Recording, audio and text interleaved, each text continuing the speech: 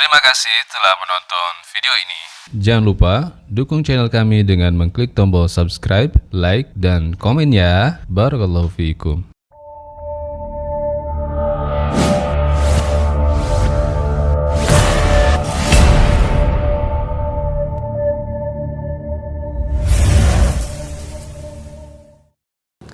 Innal hamdalillah nahmaduhu wa nasta'inuhu wa nastaghfiruh wa na'udzu billahi min syururi anfusina wa sayyiati a'malina may yahdihillahu fala mudilla lahu wa may yudlil fala hadiyalah. Asyhadu an la ilaha illallah wa asyhadu anna Muhammadan abduhu wa rasuluhu la nabiyya wa la rasula ba'dah. Nusalli wa nusallim ala nabiyyina Muhammadin wa ala alihi wa ashabihi wa man tabi'ahum bi ihsanin ila yaumiddin. Amma ba'd. Faqala ta'ala fi kitabihil karim, a'udzu billahi minasyaitonir rajim. Ya ayyuhalladzina amanu taqullaha haqqa tuqatih wa la tamutunna illa wa antum muslimun. Hadirin jamaah kajian Al-Islam, Islamic Central Islam yang dimuliakan Allah Subhanahu wa taala. Alhamdulillah di sore hari ini sambil kita menunggu waktu berbuka walaupun masih lama, dan mungkin juga sebagian ibu-ibu di jam 4 ini ya biasanya adalah hari-hari yang jam-jam yang sibuk untuk memasak ya, sehingga ada seorang ibu yang kemudian mengirim WA begitu ya, menyampaikan, Ustaz, disayangkan jamnya adalah jam waktu memasak ya, tetapi ala kulli hal hadirin sekalian, semuanya insyaallah baik. Dan tema yang kita angkat adalah tema yang cukup menarik, yaitu terkait dengan dimensi intelektualitas Ummul Mukminin Aisyah radhiyallahu anha. Karena kita melihat barangkali munculnya fenomena ya di hari-hari mungkin sampai hari ini terkait dengan adanya lagu ya atau nasyid begitu, terkait dengan melihat dari sisi keindahan Aisyah radhiyallahu anha terkait dengan kemesraannya dan sisi yang lainnya. Tetapi pada sore hari ini yang akan kita bahas adalah secara spesifik khusus terkait dengan kecerdasan beliau, terkait dengan keilmuan beliau, terkait dengan dari sisi intelektualitas Aisyah Ummul Mukminin radhiyallahu anha. Walaupun nanti kita bisa melihat, dan diantara salah satu referensi yang saya jadikan acuan, salah satunya adalah sebuah buku yang berjudul Mausu'ah Aisyah Ummul Mukminin ya fil Fiqhi, atau Mausu'ah Fiqhi Aisyah Ummul Mukminin, yaitu terkait dengan ensiklopedi ya fikih daripada ibunda Aisyah Ummul Mukminin, yang ditulis oleh salah seorang ulama, yaitu Ad-Dakhil ya, dia salah seorang ulama yang menulis buku itu dengan hampir 800 halaman, yang kemudian diberi pengantar juga oleh salah seorang guru besar, yaitu Profesor Dr. Muhammad Rawas Qal'ahji ya, beliau termasuk salah seorang faqih, salah seorang ulama. Nah, maka terkait dengan Aisyah, yaitu istri Rasulullah SAW radhiyallahu anha, maka secara ringkas beliau merupakan salah seorang daripada istri Nabi yang kemudian bahkan termasuk diantara hanya satu-satunya istri Rasulullah yang merupakan gadis ya, bahkan beliau dinikahi oleh Rasulullah dalam usia yang masih muda, dinikahi dalam usia 6 tahun, yang kemudian hidup berumah tangga bersama dengan Rasulullah, satu rumah dengan Rasulullah ini dalam usia 9 tahun, dan tentunya merupakan hal yang biasa ya, termasuk diantar kebiasaan bangsa Arab, dan sudah merupakan bukan hal yang aneh ketika seorang anak perempuan dalam usia dini itu sudah dinikahi. Termasuk yang terjadi adalah dengan ibunda Aisyah Ummul Mukminin. Dan kita ketahui bagaimana para ulama kita, Ibnu Katsir dan ulama yang lain, menyatakan meskipun dalam usia yang relatif masih usia dini ya, masih 6 tahun, atau nanti hidup bersama dengan Rasul dalam usia 9 tahun, maka postur tubuh beliau, yaitu Ibunda Aisyah, ini termasuk apa? Bongsor. Ya, jadi termasuk di antara wanita Arab yang fisiknya kemudian bongsor, bahkan juga demikian dari sisi kedewasaannya. Ya, terlebih khusus adalah Aisyah, istri Rasul ini termasuk sosok wanita yang juga sudah dewasa. Di dalam hadis yang sahih, tentunya banyak riwayat-riwayat yang menunjukkan tentang bagaimana pernikahan beliau. Di antaranya adalah melalui lisan Aisyah sendiri radhiyallahu anha, di mana dalam hadis yang diriwayatkan oleh Imam Muslim, Ibunda Aisyah menyatakan, tazawwajani Rasulullah sallallahu alaihi wasallam li sitti sinin wa banabi wa ana bintu tis'i sinin. Aisyah Ummul Mukminin menyatakan Rasulullah menikahi aku dalam usia 6 tahun. Ya, jadi usianya 6 tahun dinikahi oleh Rasul. Yang kemudian hidup bareng bersama dengan Rasulullah, dalam arti sudah satu rumah dengan Rasulullah, itu dalam usia 9 tahun. Tentunya banyak riwayat-riwayat yang menjelaskan tentang hal ini, termasuk diantaranya adalah yang diriwayatkan oleh Imam Bukhari. Ketika Aisyah menyatakan wa nakaha Aisyata, ya jadi bersumber dari Aisyah, maka dikatakan apa? Aisyah dinikahi wahia bintu sitti sinin thumma bana biha wahia bintu tis'i sinin. Dalam riwayat Imam Bukhari juga demikian. Aisyah atau Rasulullah menikahi Aisyah dalam usia 6 tahun, yang kemudian hidup bersama dengan Rasulullah. Ya, artinya Aisyah mulai disatukan dengan Rasulullah itu dalam usia 9 tahun. Sehingga hadirin sekalian, jamaah kajian al-Islam yang dimuliakan Allah Subhanahu wa taala, maka jelas ini adalah riwayat yang benar, ya, sehingga keliru sebagian kalangan yang meragukan tentang pernikahan Rasulullah SAW bersama dengan Ibunda Aisyah ini dalam usia dini, ya, sehingga di antara mereka ada yang mengatakan nggak mungkin Nabi suka dengan anak kecil, ya, sehingga dikatakan Aisyah dinikahi oleh Rasul dalam usia 13 tahun, dinikahi oleh Rasul dalam usia 18 tahun, dan seterusnya. Tetapi yang dijadikan patokan kita hadirin sekalian adalah validitas riwayat. Ya, hadisnya adalah sahih yang menunjukkan tentang pernikahan dini yang dilakukan oleh Aisyah radhiyallahu anha. Tentunya Ibunda Aisyah, putri daripada Abu Bakar ini, ya, beliau hidup bersama dengan Rasul di rumah Nabi. Demikian juga beliau hidup di rumah istri, bahasa kitanya apa? Ya, presiden, bahkan lebih daripada presiden. Ya, beliau banyak meriwayatkan dari Rasul, meriwayatkan dari ayahandanya, meriwayatkan hadis dari Umar bin Khattab, meriwayatkan hadis dari Sa'ad bin Abi Waqqas, ya, meriwayatkan hadis dari Fatimah dan yang lain.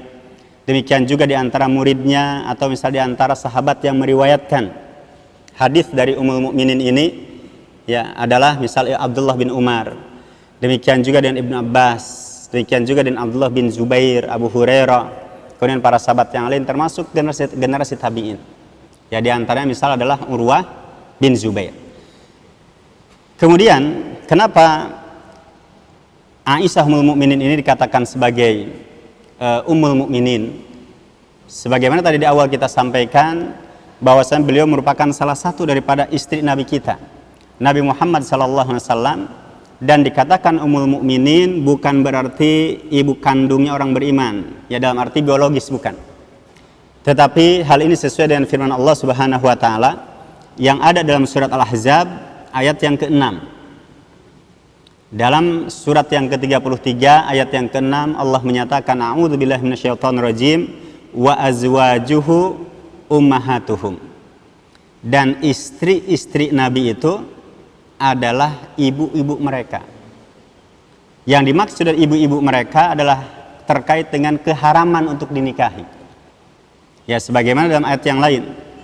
Dalam ayat yang ke-53 masih dalam surat yang sama, yaitu surat Al-Ahzab, Allah Subhanahu wa taala menyatakan wa ma kana lakum an tu'dzu Rasulullahi wala an tankihu azwajahu mim ba'dihi abada. Allah menyatakan, dan janganlah sekali-kali kalian menyakiti Rasul, dan janganlah sekali-kali kalian menikahi istri-istri Rasul pasca wafatnya Rasulullah sallallahu alaihi wasallam, selamanya tidak boleh dinikahi. Ya, sehingga yang dimaksud dengan kenapa Aisyah, kenapa kemudian Hafsah, kenapa kemudian Saudah, kenapa dengan Ummu Habibah, kemudian Maimunah, kemudian Juwairiyah dan seterusnya, Sofiyah dan seterusnya, istri-istri Rasul ini, ketika pasca wafatnya Rasulullah SAW, mereka tidak boleh dinikahi. Maka ini yang dimaksud dengan Ummul Mukminin adalah keharaman, ya diharamkan bagi umatnya pasca Rasulullah SAW wafat untuk menikahi istri-istri Rasul. Bahkan pernah Ibnu Katsir menuturkan ya riwayat yang diriwayatkan oleh Al-Bazzar. Imam Al-Bazzar ini meriwayatkan ada sebuah kisah yang terjadi pada Uyainah bin Hisn. Ya, jadi Uyainah bin Hisn ini ketika dia kafir, yang kemudian masuk ke rumah Rasul. Di rumah Rasul tadi tentunya Rasulullah sedang berada di tempatnya Aisyah. Akhirnya Uyainah bin Hisn kemudian masuk ke rumah Rasulullah, nyelonong, ya tanpa izin, tanpa pamit, langsung masuk ke rumah Rasulullah.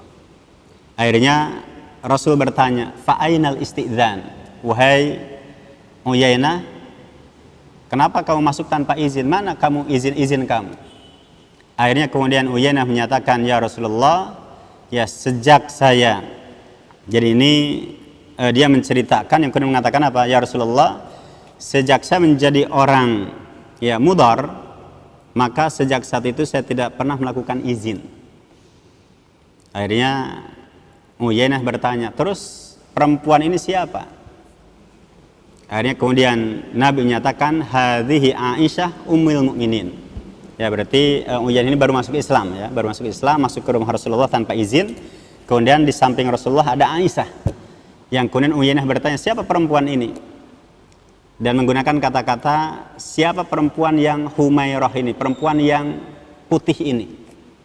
Jadi Humairah memang dari kata merah, ya, tetapi maksudnya adalah wanita yang berkulit putih. Akhirnya kata Nabi, ini adalah istri saya, Aisyah Ummul Mukminin.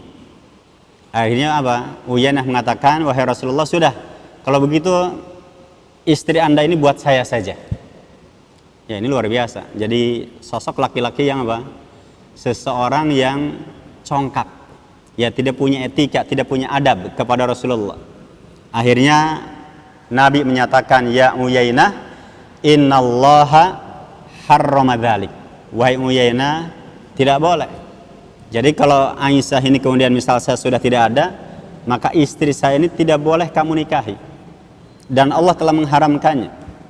Akhirnya Uyainah pergi, keluar dari rumah Aisyah. Kemudian Aisyah bertanya, ya Rasulullah, siapa orang itu? Akhirnya Nabi menyatakan, hadza ahmaq muta'. Ya, jadi orang ini adalah seorang pemimpin yang ditaati oleh pengikutnya, tapi apa? Bego, ya, dungu, jahil, bodoh. Nah, maka hadirin sekalian, intinya adalah terkait dengan kenapa Aisyah dikatakan ummul mukminin, adalah dikarenakan istri-istri Rasulullah pasca Rasulullah wafat, maka tidak boleh dinikahi oleh yang lainnya. Kemudian kita masuk hadirin sekalian ke dalam pembahasan, dan inti pembahasan kita adalah terkait dengan bagaimana intelektualitas Aisyah ummul mukminin.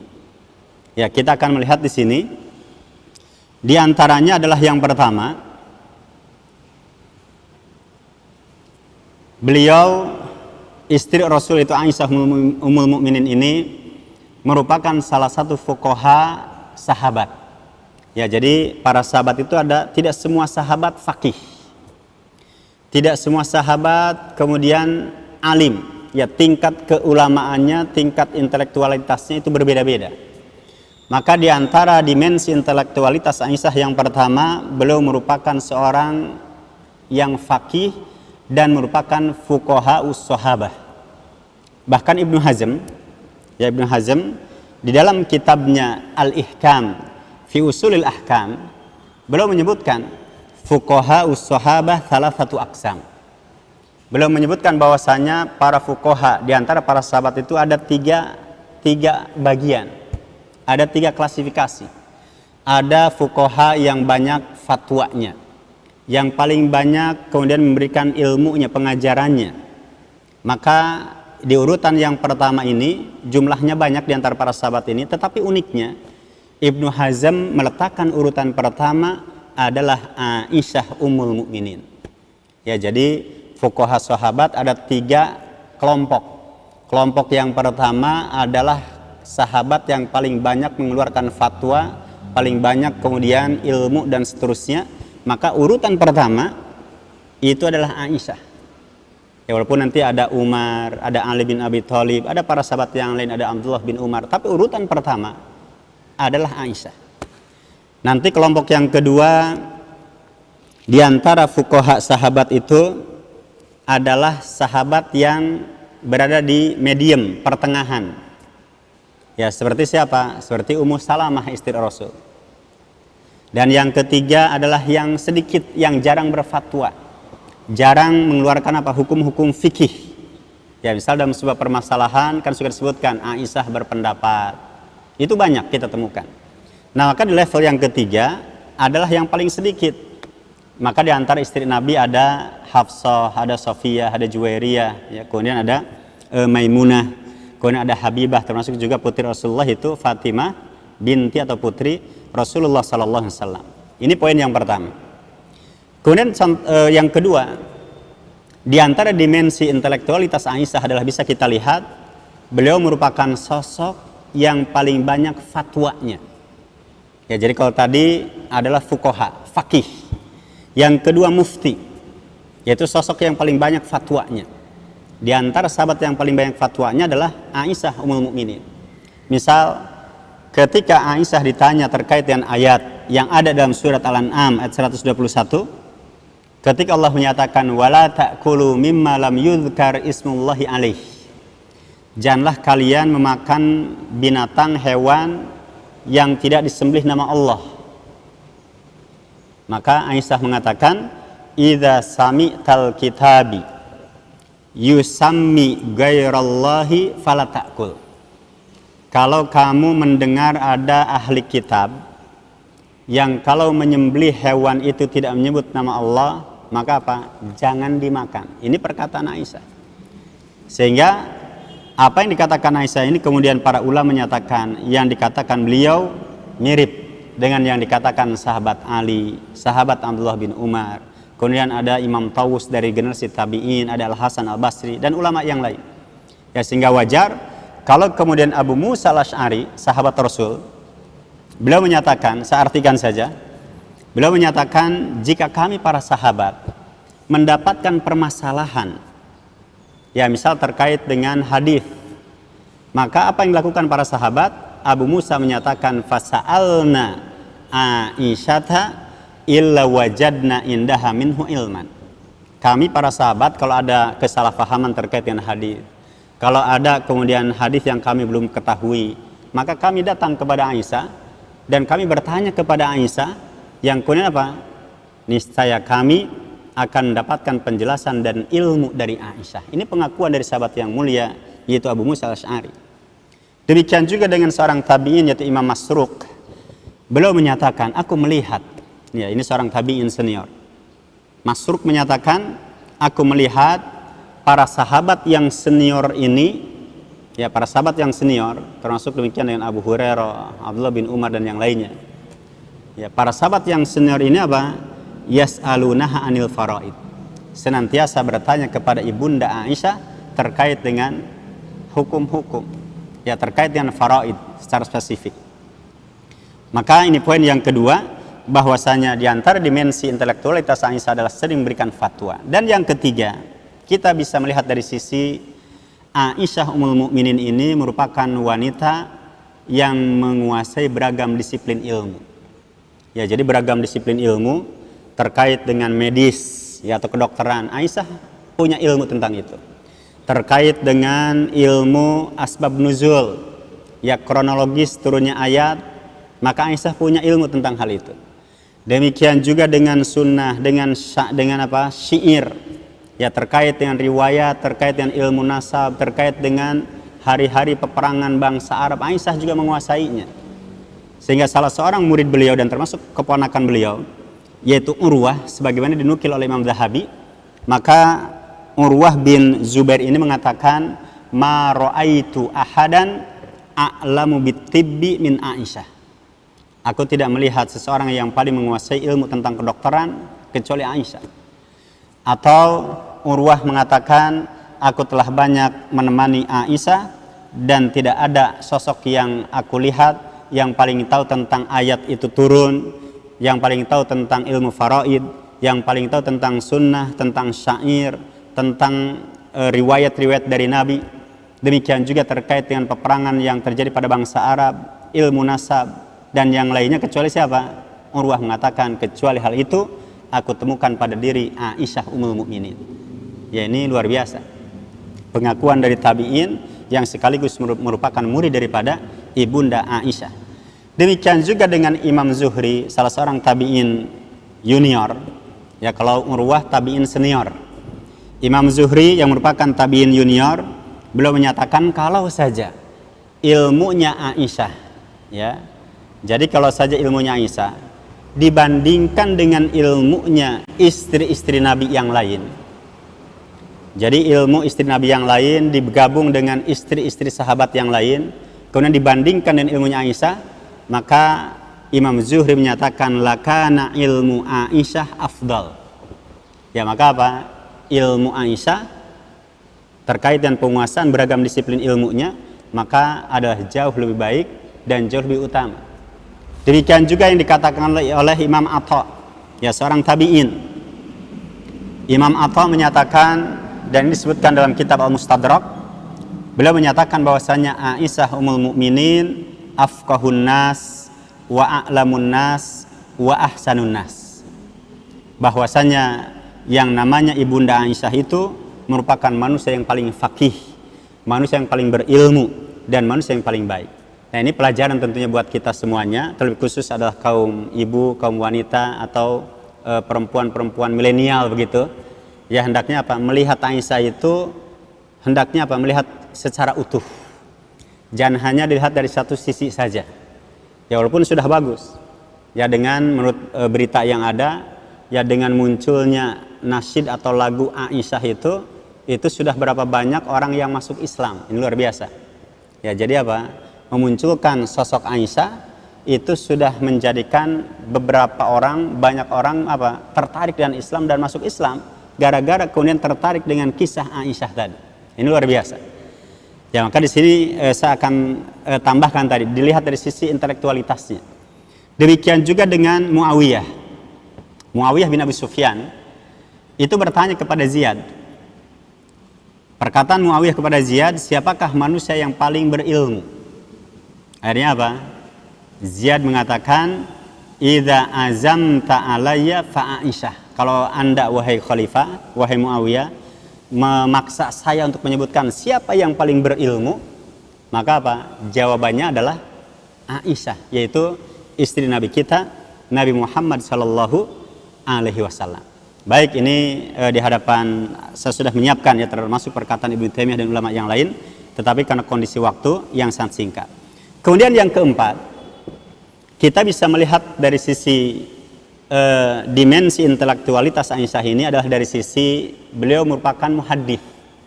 Ya, jadi kalau kita lihat, beliau seorang mufti, beliau seorang faqih, beliau juga sebagai seorang mufassir, sebagai ahli tafsir. Tapi yang berikutnya apa? Beliau juga merupakan muhadditsah. Beliau sebagai seorang ahli hadis, dalam arti adalah beliau yang termasuk di antara sahabat yang paling faham hadis Nabi. Beliau merupakan sahabat yang paling banyak meriwayatkan hadis dari Rasulullah sallallahu alaihi wasallam. Bahkan Imam Ahmad, ini sebagaimana kita temukan dalam kitab At-Taqyid wal Idah, ya, syarah Muqaddimah Ibnu Salah. Maka Imam Ahmad mengatakan, sittah min ashabin Nabi sallallahu alaihi wasallam aktsaru riwayah anhu. Imam Ahmad menyatakan ada 6 sahabat Nabi yang paling banyak riwayatnya yang meriwayatkan dari Rasulullah sallallahu alaihi wasallam. Jadi ada 6 kalau menurut Imam Ahmad, walaupun yang lain mengatakan ada 7. Salah satu dari 6 atau dari 7 sahabat Nabi yang paling banyak riwayat hadisnya adalah siapa? Urutan keempat ya, adalah Aisyah.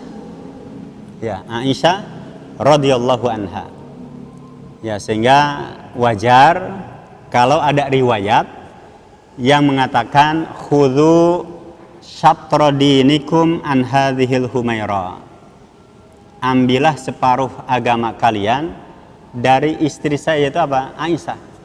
Ini riwayat, tetapi perlu saya sampaikan.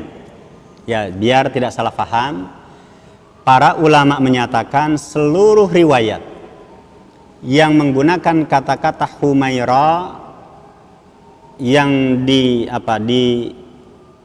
dikunyahkan kepada istri Nabi Aisyah, para ulama hadis menyatakan seluruh riwayatnya adalah lemah, kecuali satu riwayat, yaitu yang diriwayatkan oleh Imam Nasai, di mana Nabi kita Nabi Muhammad SAW ketika Aisyah itu menonton ya orang-orang Habasyah itu bermain main kayu begitu ya, seperti latihan perang, bermain di masjid, maka Rasulullah kemudian mendampingi Aisyah, di mana Aisyah menonton orang-orang Habasyah tadi, sehingga Nabi menyatakan, ya Humairah atuhibbina an tanduri ilaihim, wahai Humairah, wahai istriku yang tercinta, ya wahai istriku yang berkulit putih, apakah kamu suka menyaksikan mereka yang menggunakan main tongkat itu, menggunakan alat perangnya. Akhirnya kemudian Aisyah mengatakan fakultu na'am, Aisyah mengatakan iya. Nah, maka para ulama menyatakan Nabi menggunakan kata Humairah, ya seluruh hadis yang ada adalah riwayatnya lemah, kecuali riwayat ini yang diriwayatkan oleh Imam Nasai. Nah, maka hadis sekalian, demikian juga dengan pernyataan dari Syekh Sangkiti. Ya, Syekh Sangkiti ini beliau menyatakan, beliau termasuk penyusun tafsir ya Adwaul Bayan. Beliau menyatakan yang namanya Ibunda Aisyah itu kalau mendengar khutbah yang panjang, maka sekali dengar itu langsung hafal. Kalau kemudian beliau mendengar ada syair, sekali syair itu dibacakan, maka Aisyah kemudian akan hafal. Bahkan Syekh Sangkiti menyatakan yang namanya Ibunda Aisyah telah menghafal syair Labid bin Rabi'ah yang berjumlah 20.000 bait. Luar biasa. Ya, sekarang ini kan luar biasa, Aisyah ini masih muda, usianya masih muda, dinikahi Rasul itu kan 6 tahun, yang kemudian masuk ke Madinah, kemudian hidup bersama dengan Rasul itu 9 tahun. Atau misal ketika sedang terjadi peristiwa hadithul ifki, itu kan Aisyah sekitar umur 13 tahunan, masih muda. Pertanyaannya, siapakah di antara perempuan atau di antara anak-anak kita misal yang sudah bisa menghafal seperti hafalannya Aisyah? Ini luar biasa. 20.000 bait syair Labid bin Rabi'ah beliau hafal. Demikian juga dengan beliau menghafal 12.000 bait syair yang lainnya, itu beliau kuasai. Maka tentunya hadirin sekalian, ya masih banyak dalil-dalil yang lain atau bukti-bukti yang lain yang menunjukkan tentang betapa banyaknya Aisyah radhiyallahu anha dalam meriwayatkan hadis. Dan dalam hadis-hadis yang ada, ya maka beliau riwayat yang bersumber dari beliau yaitu berjumlah 2.210 hadis. Kemudian yang kelima, terkait dengan sisi intelektualitas Aisyah ini adalah kembali kepada permasalahan itu apa? Beliau sosok yang cerdas. Saya mencontohkan terkait dengan kecerdasan beliau ini sekitar 5. Ya, kalau waktu mungkin kita sebutkan. Di antara bentuk kecerdasan beliau adalah ketika beliau membuat perumpamaan seorang, ya, yaitu dalam riwayat Imam Bukhari. Saya bacakan hadisnya. Aisyah berkata, "Ya Rasulullah, bagaimana pendapat Anda, ya, kalau Anda memasuki sebuah lembah di mana lembah itu masih banyak pohon-pohonnya, yang kemudian Anda temukan lembah yang lain di mana lembah itu sebagian pohonnya sudah tidak ada, sudah dimakan. Kalau Anda menggembala ternak Anda, kira-kira ternak Anda itu akan Anda bawa kemana? Apakah ke lembah yang ada pohon-pohonnya atau kepada lembah yang sudah tidak ada pohonnya? Apa jawaban Nabi? Nabi kemudian menyatakan, ya, beliau mengatakan apa? Saya akan membawa ternak atau gembala saya ke lembah yang ada pohonnya yang belum dimakan. Nah, maka apa? Aisyah menyatakan, ya, bahwasanya hal ini merupakan perumpamaan antara istri Rasul yang masih perawan, dinikahi Rasul masih perawan, dengan istri-istri Rasul yang dinikahi ketika apa? Ya sudah janda. Ya, maka ini jelas anna Rasulullah sallallahu alaihi wasallam lam yatazawwaj bikran ghairaha. Ini riwayat Imam Bukhari. Ya, menjelaskan terkait dengan bagaimana Aisyah, kecerdasan beliau membuat perumpamaan antara seseorang menikahi janda dengan seseorang yang menikahi gadis yang masih perawan. Atau contoh yang kedua terkait dengan kecerdasan daripada Aisyah ini adalah bagaimana Aisyah kalau marah kepada Rasul. Ya, jadi marahnya kepada Rasul itu ternyata apa? Aisyah punya trik tersendiri. Dalam riwayat Imam Muslim, Nabi kita menyatakan, wahai Aisyah, aku tahu kamu sedang marah dengan kamu sedang tidak marah. Ya, jadi kalau kamu sedang marah, saya tahu. Dan kalau kamu sedang senang, kamu sedang suka kepada saya tahu. Akhirnya apa? Nabi mengatakan ketika Aisyah bertanya, "Faqultu min aina ta'rif dzalika ya Rasulullah?" Ya Rasulullah, dari mana Anda tahu bisa membedakan hal itu? Maka kemudian Nabi menyatakan, saya tahu kalau kamu sedang suka kepada saya, kamu sedang tidak marah kepada saya, maka kamu mengatakan la wa Rabbi Muhammad. Tidak, ya, demi Robnya Nabi Muhammad. Itu kalau sedang ridho. Tapi kalau kamu sedang marah kepada saya, kata Nabi, maka kamu mengatakan la wa Rabbi Ibrahim. Ya, tidak, demi Tuhannya Nabi Ibrahim, demi Robnya Nabi Ibrahim. Akhirnya apa kata Aisyah? Benar ya Rasulullah, saya lakukan hal itu demi Allah. Ya, bukan apa? Bukan berarti saya ingin menjauh dari Anda. Saya hanya menggunakan nama saja. Yang satu mengatakan wa Rabbi Muhammad ketika sedang rela, dan ketika sedang benci kemudian atau sedang tidak suka kemudian menggunakan kata-kata wa Rabbi Ibrahim. Ya, ini bukti daripada sisi yang lain terkait dengan contoh kecerdasan yang dimiliki oleh Aisyah radhiyallahu anha. Demikian juga hadirin sekalian yang dimuliakan Allah Subhanahu wa taala adalah ketika terjadi peristiwa berita dusta, ya, atau yang disebut dengan hadithul ifki. Tersebarnya berita dusta yang kemudian isinya adalah menuduh ibunda Aisyah berselingkuh, berzina. Kita lihat dalam peristiwa hadithul ifki ini, saya merekam ada 3 bentuk kecerdasan Aisyah. Yang pertama adalah ketika Aisyah buang hajat, ya, beliau buang hajat, kemudian Rasulullah dan pasukannya berangkat. Aisyah ditinggal karena tidak tahu kalau di haudaj atau sekedup itu, dikira Aisyah sudah berada di tempat itu.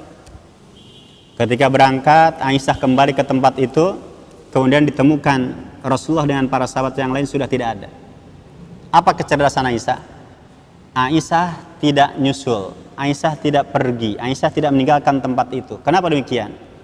Karena Aisyah menyatakan, idza faqaduni raja'u ilayya. Aisyah mengatakan, saya akan tetap di tempat ini, di tempat di mana aku ditinggalkan, karena aku tahu kalau mereka kembali, mereka mencariku, pasti mereka akan kembali ke sini. Nah, ini pelajaran.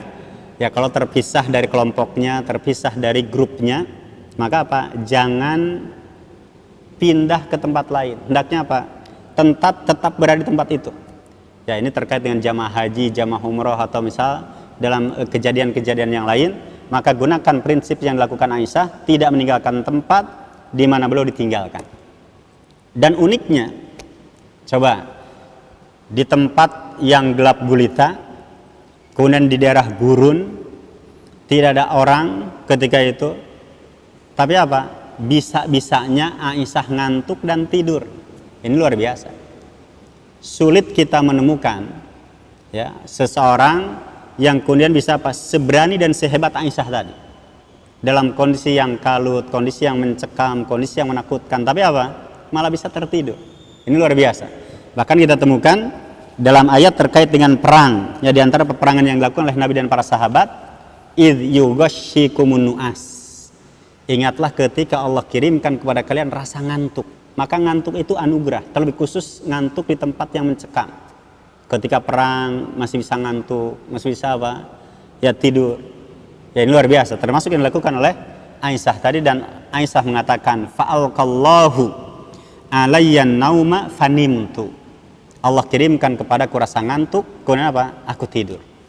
Ini dalam peristiwa haditsul ifki. Dan yang kedua, kecerdasan yang dimunculkan Aisyah dalam peristiwa ini adalah Aisyah tidak menyalahkan para sahabat. Coba kita lihat. Dalam riwayatnya Aisyah menyatakan wa kanatin nisa'u idzaka khifafan lam yahmilna lahm innama kana yakfihunna al-uqlah minat ta'am.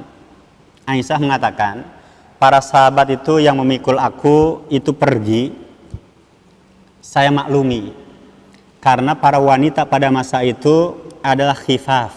Khifaf itu apa? Ringan. Ya, para wanita itu ringan, ya, sehingga apa? Tidak gemuk-gemuk, yang kemudian bagi mereka makan itu apa? Cukup dengan sesuap dua suap. Nah, ini pelajaran bagi kaum ibu, ya, jangan gendut-gendut. Nanti kalau gendut-gendut biasanya apa? Para suami ya bisa jadi apa? Tidak suka. Ya walaupun ada juga seorang suami yang suka dengan yang gemuk. Tetapi pelajaran dari Aisyah ini itu jelas dikatakan apa? Kanatin nisa idzaka khifafan. Para wanita pada masa itu apa? Itu ramping-ramping. Atau bahasa lainnya apa ramping itu? Ya. Langsing-langsing, ya, langsing-langsing.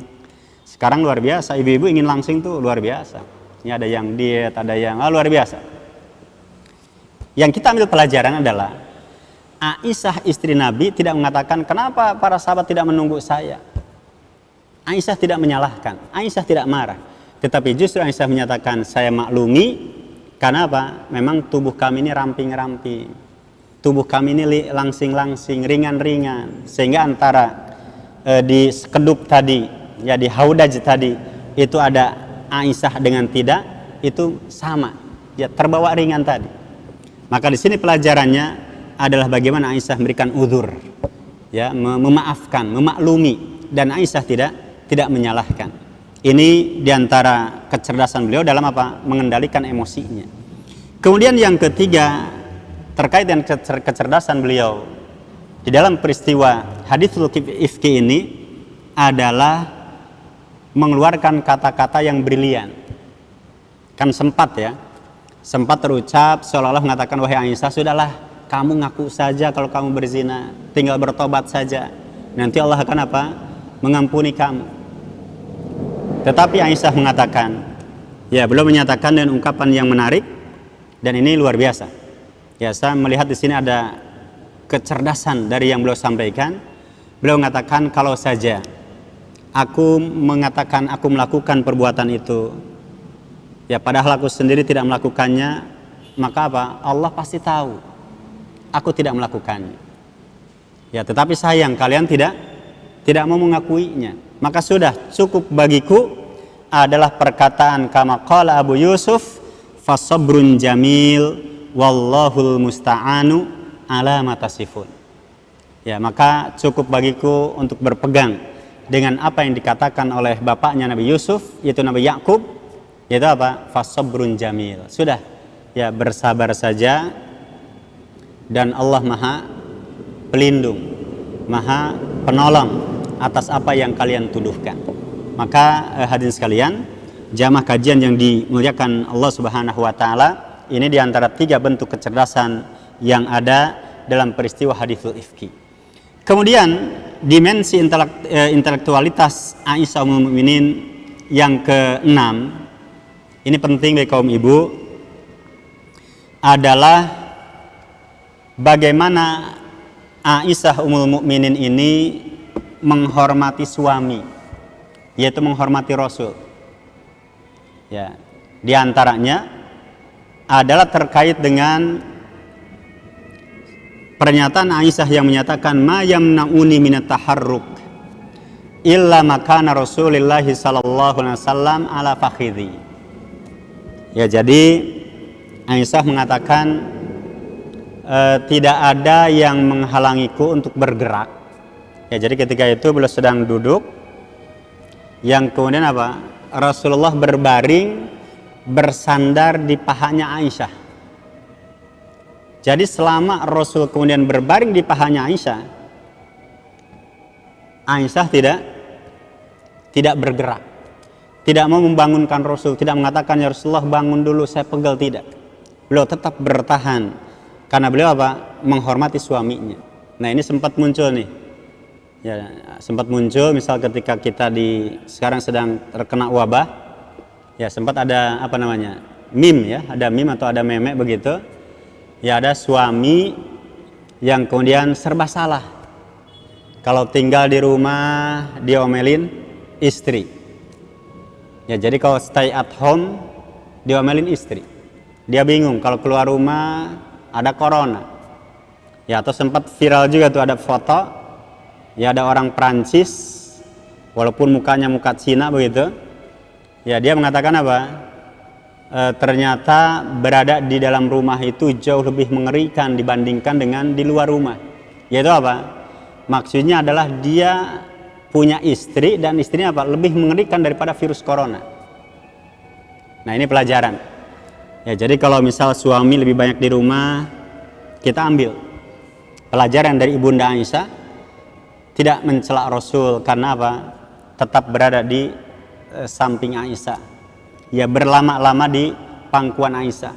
Ini satu bentuk penghormatan istri kepada suaminya yang dicontohkan oleh Ibunda Aisyah Ummul Mukminin radhiyallahu anha. Kemudian yang ketujuh, di antara sisi intelektualitas Aisyah adalah beliau tidak salah pilih. Ya, silahkan nanti dibuka. Ada ayat, ya ada ayat, saya lupa ayatnya, tetapi di antara bunyinya adalah Allah menyatakan a'udzubillahi minasyaitonirrajim, ya ayuhan nabiyyu qul li azwajika in kuntunna turidnal hayata dunya wa zinataha fata'alaina umatti'kunna wa usarrihkunna sarahan jamila ila akhiril ayat. Ayat ini terkait dengan Allah memberikan pilihan, wahai Nabi, coba tawarkan kepada istri kamu, mau pilih dunia atau pilih Allah, pilih Rasul, pilih akhirat. Ketika ayat ini turun, ya maka dalam riwayat Imam Muslim yang saya kutip, maka Nabi tidak datang kepada Hafsah, Nabi tidak datang kepada Zainab binti Jahsy, Nabi tidak datang kepada para istri yang lain, tetapi apa? Yang pertama kali datanglah Rasul itu adalah Aisyah. Ya, jadi dari misal dari 11 ya, atau dari 9 istri Nabi yang didatangi oleh Rasul ketika turun ayat ini, itu bukan yang lain, tapi siapa? Tapi Aisyah. Sehingga Nabi kita berkata kepada Aisyah, kepada istrinya, istakmiri ya, wala ta'jili. Wahai Aisyah, coba kamu musyawarah dulu dengan orang tua kamu, dan ingat jangan tergesa-gesa. Kamu mau pilih saya, pilih Allah, pilih saya, pilih hari akhir atau surga, ya, ataukah lebih milih dunia? Kalau dunia akan saya berikan semuanya, ada semuanya, bisa. Tetapi apa? Aisyah mengatakan, faqultu fi ayyi hadza astamir abawaya fa inni uridullah wa rasulahu wad daral akhirah.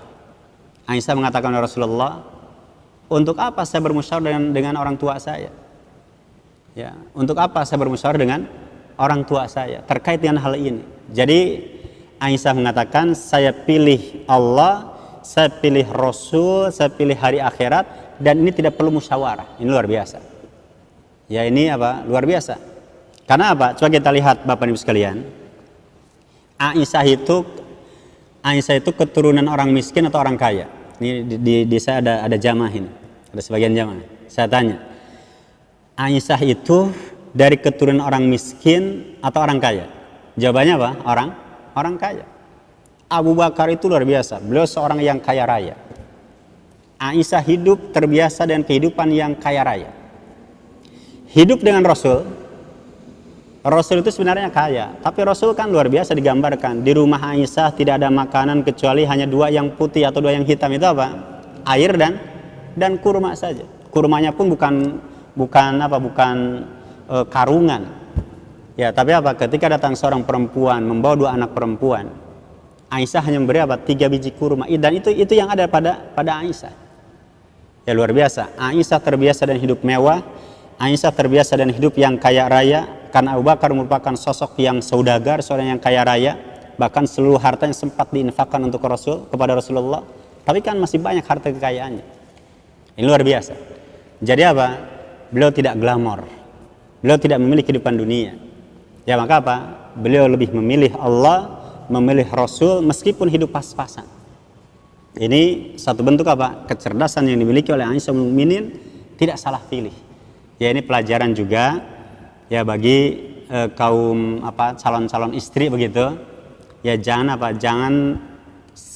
silau dengan gemerlapnya dunia seseorang, karena belum tentu harta yang dimiliki itu akan membahagiakan. Tetapi kalau kemudian dasarnya adalah keimanan kepada Allah, iman kepada Rasul, kemudian cinta kepada akhirat, justru kehidupan seorang bisa langgeng, bisa kemudian diharapkan untuk sampai kepada kehidupan akhir nanti. Maka ini merupakan satu bentuk ya daripada kejeniusan dan kecerdasan daripada Aisyah ummul mukminin. Bahkan hadirin sekalian, Muawiyah itu sempat memberi 1000 dirham kepada Aisyah. Tapi oleh Aisyah tidak dipakai, langsung dibagikan kepada yang lain. Ya, ini menggambarkan tentang betapa zuhudnya beliau, walaupun nanti ini akan kita sampaikan di poin yang selanjutnya. Maka di poin yang ke-7, di antara dimensi intelektualitas Aisyah adalah tidak salah dalam memilih. Beliau lebih memilih Allah, memilih Rasulnya, ya, memilih hari akhir, dan beliau lebih cenderung untuk meninggalkan kehidupan dunia ya yang penuh dengan fata morgana ini. Dan yang ke-8, di antara bentuk intelektualitas atau sisi ya kejeniusan beliau adalah beliau suka meluruskan hal-hal yang keliru. Jadi kalau ada kekeliruan, beliau luruskan. Ya, misal di antaranya sempat berita tersiar Rasulullah sebelum wafat itu sempat berwasiat Ali harus menjadi pemimpin setelah aku wafat.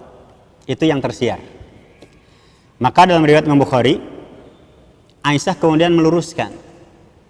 Ya, sehingga ketika kemudian tersiar berita Ali yang harus jadi pemimpin atas wasiat Rasul, maka Aisyah mengatakan, faqalat mata ausa ilaihi wa qad kuntu musnidatahu ila sadri aw qalat hajri fada'a bi tosti falaqad in khanath fi hajri fama sya'artu annahu qad mata famata ausa ilaihi. Ya, jadi dalam riwayat Imam Bukhari ini Aisyah meluruskan berita. Kapan Rasulullah memberikan wasiat Ali harus jadi pemimpin sesudah wafatnya Rasul? Karena apa? Karena ketika itu, kata Aisyah, Rasulullah bersandar di atas pangkuanku, yang kemudian ketika dalam pangkuanku itulah kemudian Allah Subhanahu wa ta'ala mewafatkan Rasul. Maka kapan Rasulullah memberikan wasiat? Ya, ini sebagai untuk mengklarifikasi. Tidak benar kalau ada faham yang menyatakan sebagaimana yang dilakukan oleh kalangan Syiah, yang berhak menjadi pemimpin pasca Rasulullah adalah Ali bin Abi Thalib, dan ini sesuai dengan yang bersumber dari sahabat Abdullah bin Abi Aufa dalam riwayat Imam Bukhari. Maka Abdullah bin Abi Aufa menyatakan, ya, kana Nabi sallallahu alaihi wasallam ausa. Ketika Abdullah bin Abi Aufa ditanya, apakah Rasulullah pernah berwasiat sebelum wafatnya? Maka Abdullah bin Abi Aufa mengatakan, faqultu la. Ya, dikatakan Tidak. Rasulullah tidak pernah berwasiat. Yang pernah berwasiat itu adalah Nabi pernah berwasiat dengan auso bi kitabillah, berwasiat dengan kitab Allah. Atau juga pernah Aisyah ketika mendengar, ya pernah mendengar ada yang menyatakan bahwasanya Nabi pernah melihat Allah. Maka dalam riwayat Imam Bukhari, Nabi menyatakan, Aisyah menyatakan, man za'ama anna Muhammadan ra'a rabbahu faqad a'zam. Aisyah menyanggah, meluruskan. Dan Aisyah menyatakan barang siapa yang mengklaim, mengaku, atau barang siapa yang berpendapat bahwasanya Nabi pernah melihat Allah, maka dia telah apa? Telah mengada-ada. Ya, jadi Aisyah ingin meluruskan, Rasul itu tidak pernah melihat Allah dalam wujud atau dalam rupa yang asli. Ya, ini sebagai satu bentuk apa?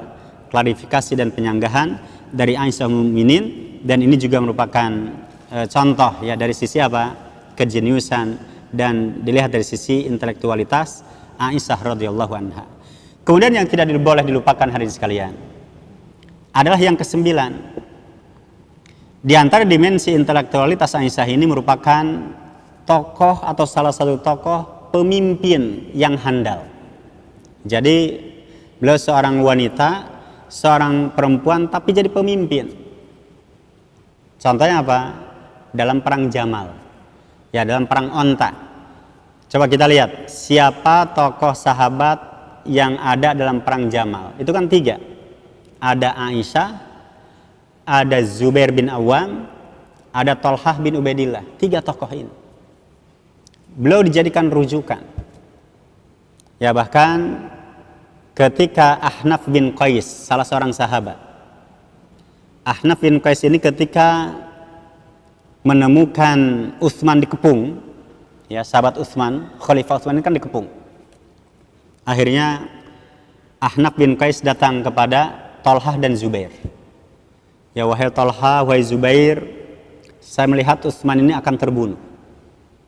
Nanti kalau sahabat Utsman ini terbunuh, kepada siapa kita harus berpegang? Akhirnya Thalhah dan Zubair mengatakan, alaika bi Ali.